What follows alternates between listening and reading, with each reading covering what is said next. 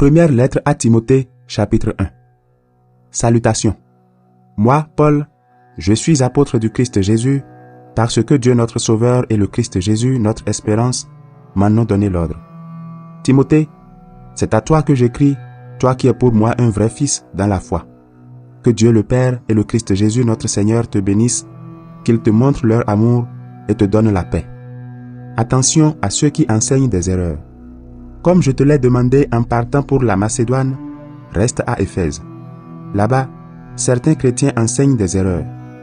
Interdis-leur de faire cela, qu'ils abandonnent les histoires fausses et les longues listes d'ancêtres. Cela soulève seulement des questions inutiles et ne sert pas le projet de Dieu connu par la foi.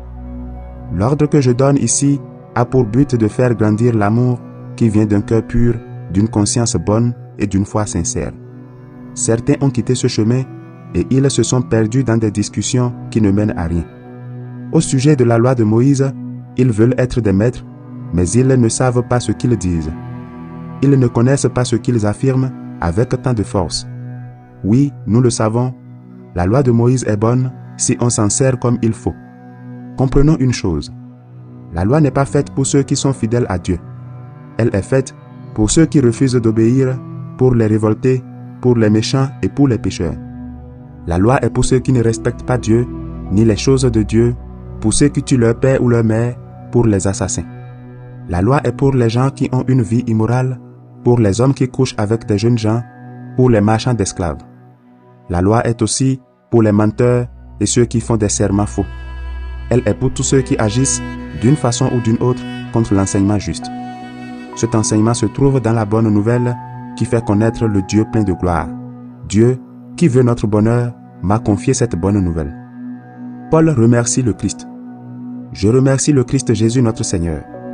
Il m'a jugé digne de confiance en me prenant à son service et il m'a donné la force nécessaire.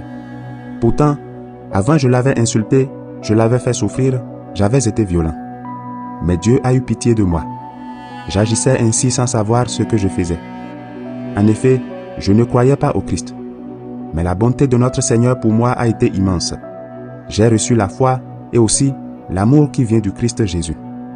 Voici une parole sûre qui mérite d'être acceptée par tous. Le Christ Jésus est venu dans le monde pour sauver les pécheurs. Et moi, je suis le premier des pécheurs. Mais Dieu a eu pitié de moi. Alors, le Christ Jésus a pu montrer toute sa patience pour moi, le premier des pécheurs. C'est un exemple pour ceux qui croiront en lui et qui recevront la vie avec Dieu pour toujours. Que tout le monde honore Dieu et lui rende gloire pour toujours. Il est le roi qui vit sans fin, qui ne meurt pas, que personne ne voit, le Dieu unique. Amen. Timothée, mon fils, voilà l'enseignement que je te confie. Il est en accord avec les paroles que des prophètes ont dites sur toi autrefois. Ces paroles te donneront du courage et tu pourras mener le beau combat avec foi et avec une conscience bonne. Quelques-uns ont refusé d'écouter leur conscience et ainsi, ils ont perdu la foi. Parmi eux, il y a Hyménée et Alexandre. Je les ai livrés à Satan. Ainsi, ils apprendront à ne plus insulter Dieu.